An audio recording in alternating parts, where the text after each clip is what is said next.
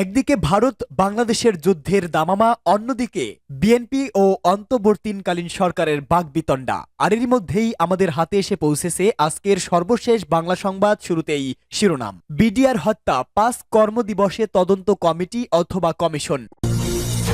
পরেই জানাবো ২ মাসের মধ্যে ছাত্র জনতার নতুন দল ঘোষণা। এদিকে রাষ্ট্র ও সংবিধান সংস্কার সংসদের কাজ, আমির খসরুর বার্তা। এরপরেই জানাবো শামসুজ্জামান দুদুর বার্তা, শেখ মুজিবের চেয়েও তার মেয়ে বেশি ভয়ঙ্কর। এবং সর্বশেষ থাকবে অন্তর্বর্তী সরকার আন্তরিক হলে ডিসেম্বরের আগেই নির্বাচন সম্ভব বলে খন্দকার মোশাররফ হোসেনের মন্তব্য। এতক্ষণ শুনছিলেন সংবাদ শিরোনাম, এবারে বিস্তারিত। বিডিআর হত্যা ৫ কর্মদিবসে তদন্ত কমিটি অথবা কমিশন। বিডিআর হত্যার ন্যায় বিচার নিশ্চিতে আগামী ৫ কার্যদিবসের মধ্যে একটি তদন্ত কমিটি গঠন করা হবে। কমিটির সদস্য সংখ্যা ৫, ৭ অথবা ৯ জন হতে পারে। সচিবালয়ে বিডিআর হত্যাকাণ্ড নিয়ে এক সংবাদ সম্মেলনে এসব তথ্য জানান স্বরাষ্ট্র উপদেষ্টা মোহাম্মদ জাহাঙ্গীর আলম চৌধুরী। তিনি জানান, এই কমিটিতে বিচারপতি সহ সশস্ত্র বাহিনীর সদস্যরাও থাকবেন। তবে সশস্ত্র বাহিনীর সদস্য বেশি থাকবেন, প্রয়োজনে এটি কমিশনও হতে পারে। উপদেষ্টা বলেন, শুধু স্বরাষ্ট্র মন্ত্রণালয়ের দায়িত্বপ্রাপ্ত উপদেষ্টা হিসাবেই নয়, একজন সাধারণ নাগরিক এবং সেনাবাহিনীর সাবেক সদস্য হিসাবে আমি শুরু থেকেই বিডিআর হত্যাকাণ্ডের ন্যায় বিচার দাবি করে আসছি। স্বরাষ্ট্র উপদেষ্টা বলেন, নামগুলো পাওয়ার পর তাদের সঙ্গে আলোচনা করে কতদিনের মধ্যে কমিটি প্রতিবেদন হবে সেটি জানানো হবে। কমিটির কাজের পরিধি আমরা বসে নির্ধারণ করব, কমিটি নাকি কমিশন হবে এ বিষয়ে উপদেষ্টা বলেন, আমরা যখন বসবো তখন কমিশনও হতে পারে। কমিটি এবং কমিশন গঠন করার মধ্যে খুব বেশি পার্থক্য নেই বলে মনে হয়। ২ মাসের মধ্যে ছাত্র জনতার নতুন দল ঘোষণা। ১ থেকে ২ মাসের মধ্যে ছাত্র জনতার পক্ষ থেকে রাজনৈতিক দল ঘোষণা করা হবে বলে জানিয়েছে জাতীয় নাগরিক কমিটির আহ্বায়ক নাসির উদ্দিন পাটোয়ারি। তিনি বলেছেন, বৈষম্য বিরোধী ছাত্র আন্দোলন ও জাতীয় নাগরিক কমিটি আগামী ১-২ মাসের মধ্যে একটি রাজনৈতিক দল উপহার দেবে। সংবাদ মাধ্যমকে এ তথ্য নিশ্চিত করেন তিনি। নাসিরউদ্দিন পাটোয়ারি বলেন, বৈষম্য বিরোধী ছাত্র আন্দোলন ও জাতীয় নাগরিক কমিটি আগামী ১-২ মাসের মধ্যে একটি সুন্দর দল উপহার দেবে। তিনি বলেন আমরা বিজয় উদযাপন করছি ২৪-এ, সেটি হচ্ছে আওয়ামী ও ফ্যাসিবাদ মুক্ত দিবস, দিল্লির আগ্রাসন মুক্ত বিজয়। আমরা তরুণ প্রজন্মের কাছে আহ্বান রাখছি, যতদিন বাংলাদেশের এই ভৌগোলিক সীমানা সার্বভৌমত্ব থাকবে ততদিন পর্যন্ত তারা দিল্লির আগ্রাসন থেকে এবং আওয়ামী ফ্যাসিবাদ থেকে বাংলাদেশকে মুক্ত রাখবে।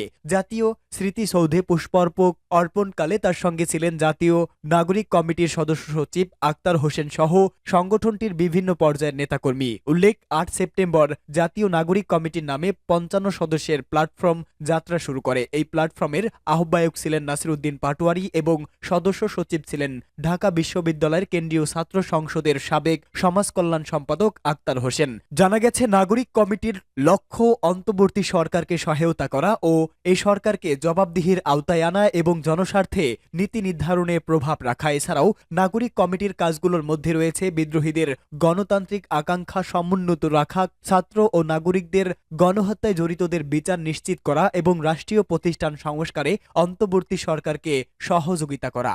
রাষ্ট্র ও সংবিধান সংস্কার সংসদের কাজ, বলছে আমির খসরু। রাষ্ট্র ও সংবিধান সংস্কার আগামী সংসদের কাজ, বাংলাদেশের মানুষের কাজ বলে মন্তব্য করে বিএনপির স্থায়ী কমিটির সদস্য আমির খসরু মাহমুদ চৌধুরী। তিনি বলেন, এসব বিষয়ে দেশের মানুষ সিদ্ধান্ত নেবে যেভাবে বিগত দিনে নিয়েছে। তিনি আরো বলেন, রাজনীতিবিদরা জনগণের কাছে দায়বদ্ধ। নগরের ২ নম্বর গেটের বিপ্লব উদ্যানে চট্টগ্রাম মহানগর বিএনপির উদ্যোগে র্যালির আগে আয়োজিত সমাবেশে প্রধান অতিথির বক্তব্যে তিনি একথা বলেন। আমির খসরু মাহমুদ চৌধুরী বলেন, আগামী নতুন বাংলাদেশ পরিচালনা করবে গণতান্ত্রিকভাবে নির্বাচিত সরকার। এর বিকল্প কোনো কিছু মানবে না জনগণ। গণতান্ত্রিক রাষ্ট্র রূপান্তরের জন্য গণতান্ত্রিক সরকারকে দ্রুত ক্ষমতায় আনা প্রয়োজন।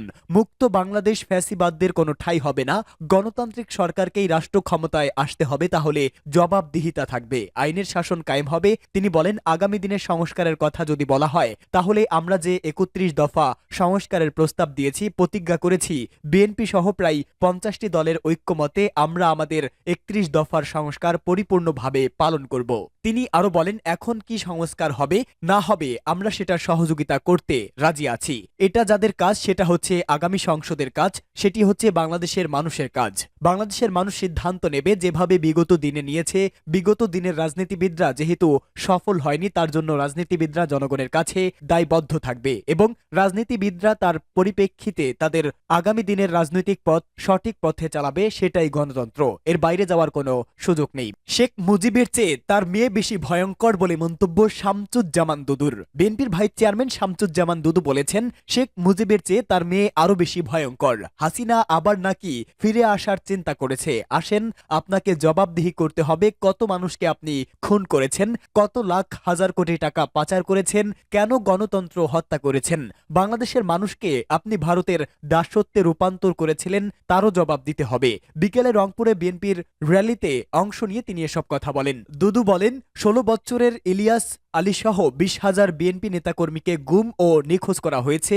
না হয় আইন আদালতের মারপ্যাচ জীবন শেষ করে দিয়েছে। তিনি বলতেন, মুজিব কন্যা পালায় না, কিন্তু এমন দৌড় দিয়েছে বাংলাদেশে এরকম দৌড় আর কেউ দেয়নি। দুদু আরো বলেন, যার কণ্ঠস্বরে 71-এর মুক্তিযুদ্ধ, যিনি কালুরঘাট বেতার থেকে বলেছিলেন, আমি মেজর জিয়া বলছি, বাংলাদেশের স্বাধীনতা ঘোষণা করলাম। এই ঘোষণার বাইরে কিছু প্রতারক আছে শহীদ জিয়াকে ছোট করার জন্য হান্নান মান্নান সহ অনেকের নাম সামনে আনা হয়েছে। রংপুর মহানগর বিএনপির আহ্বায়ক শামসুজ্জামান শামুর সভাপতিত্বে সভায় আরো বক্তব্য দেন বিএনপির রংপুর বিভাগীয় সহ সাংগঠনিক সম্পাদক আব্দুল খালেক। এ সময় উপস্থিত ছিলেন মহানগর বিএনপির সদস্য সচিব অ্যাডভোকেট মাহফুজুন নবী ডন, জেলা বিএনপির আহ্বায়ক সাইফুল ইসলাম, জেলা বিএনপির নেতা এমদাদুল হক ভরসা, মহানগর বিএনপির যুগ্ম আহ্বায়ক শহীদুল ইসলাম মিজু, বিএনপির নেতা আব্দুস সালাম প্রমুখ।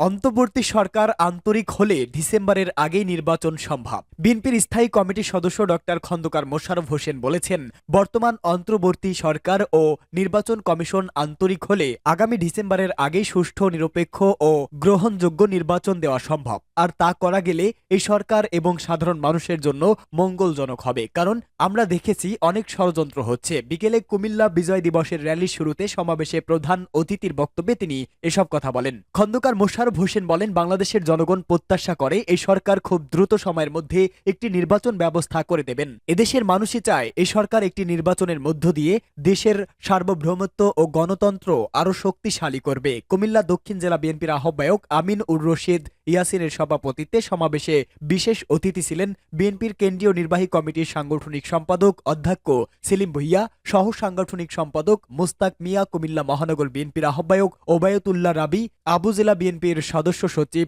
জসিম উদ্দিন, মহানগর বিএনপির সদস্য সচিব ইউসুফ মোল্লা টিপুর পরিচালনায় সমাবেশে জেলা ও মহানগর বিএনপির অঙ্গ ও সংগঠনের নেতাকর্মী উপস্থিত ছিলেন।